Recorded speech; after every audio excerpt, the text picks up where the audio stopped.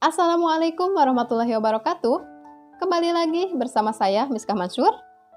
Alhamdulillah dapat kembali menyapa teman-teman di sini, dapat bersilaturahmi lagi dengan teman-teman semua.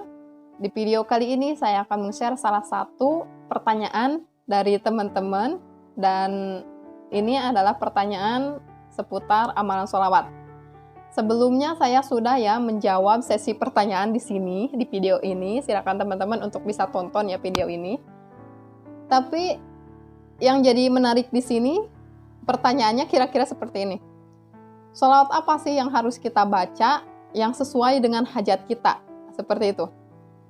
Sebelum lanjut ke video, silahkan tekan dulu tombol subscribe di bawah ini. Dan jangan lupa aktifin notifikasi loncengnya. Karena di channel ini saya akan banyak membahas ilmu-ilmu seputar marketing langit dan juga ilmu bisnis tentunya.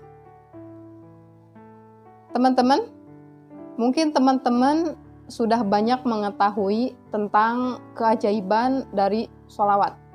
Banyak testimoni yang bertebaran dengan keajaiban dari pengamalan sholawat. Saking banyaknya macam jenis sholawat, sehingga teman-teman juga bingung nih, mau ngamalin sholawat yang mana yang sesuai dengan hajat kita. Karena sejatinya sholawat itu tujuannya dan maknanya hampir sama gitu ya, untuk bisa mendapatkan syafaat dari Rasulullah SAW. Namun di balik sholawat, istimewanya sholawat yaitu bisa memudahkan hajat kita, bisa mengabulkan apa yang kita mau berkah dengan sholawat. Dengan catatan kita itu istiqomah dan kita itu yakin terhadap Allah bahwa dengan kita mengamalkan sholawat, kita itu bisa menggapai impian kita satu persatu, step by step. Nah, di sini yang jadi pertanyaannya, sholawat apa sih yang harus kita baca kayak gitu, yang sesuai dengan hajat kita?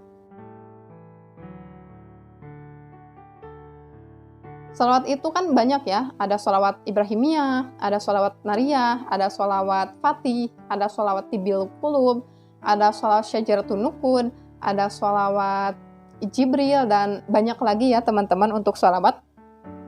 Dan sholawat ini berfaedah dan bermakna sangat luar biasa. Cuman di sini saya tekankan ya, untuk pengamalan sholawat, apalagi untuk pemula, pilih satu sholawat yang teman-teman mau gitu, yang teman-teman suka, yang sekiranya teman-teman menarik gitu untuk dibaca. Menarik dari segi lafadznya, dari segi artinya, dan dari segi misalnya banyak testimoni gitu yang bertebaran pengamalan sholawat dari para pengamal sholawat kayak gitu. Setelah teman-teman memilih nih satu sholawat dari sekian banyaknya sholawat, teman-teman itu istiqomahkan dari satu sholawat tersebut sampai teman-teman itu menjadi seorang the winner. Ketika teman-teman misalnya mau mengamalkan sholawat, jangan hanya menggebu-gebu bersemangat di awal aja. Jadi teman-teman itu awali dengan yang rendah dulu, nggak harus banyak kayak gitu. Misalnya hari ini 10, misalnya hari ini kita ngambil 20. Untuk 20 kali sholawat itu berapa menit sih? Berapa menit sih kita harus meluangkan waktu untuk bisa bermunajat kepada Allah, untuk bisa meluangkan waktu bersama Allah dan Rasulullah. Kita itu bilang ke Allah, bilang ke diri kita bahwa kita ingin mengamalkan sholawat itu seumur hidup kita. Untuk 40 hari itu apa sih? Banyak sih yang meng-share misalnya 40 hari itu hanya sebagai patokan gitu. Patokan untuk kita merutinkan diri, untuk kita bisa beristiqomah ketika kita sudah misalnya 40 hari di pertama, lanjut ke 40 hari yang kedua, kemudian 40 hari yang ketiga, dan seterusnya. Dan insya Allah seumur hidup kita akan menjadi seseorang yang pengamal sholawat.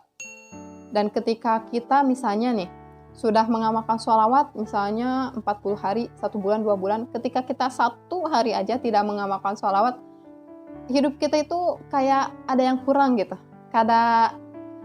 Kayak ada sesuatu yang hilang dari diri kita itu. Kayak gitu ya teman-teman.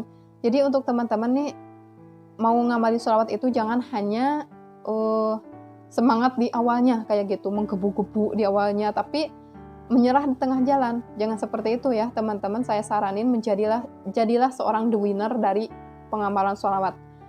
Tunggulah keajaiban itu datang ketika kita sudah mengamalkan sholawat.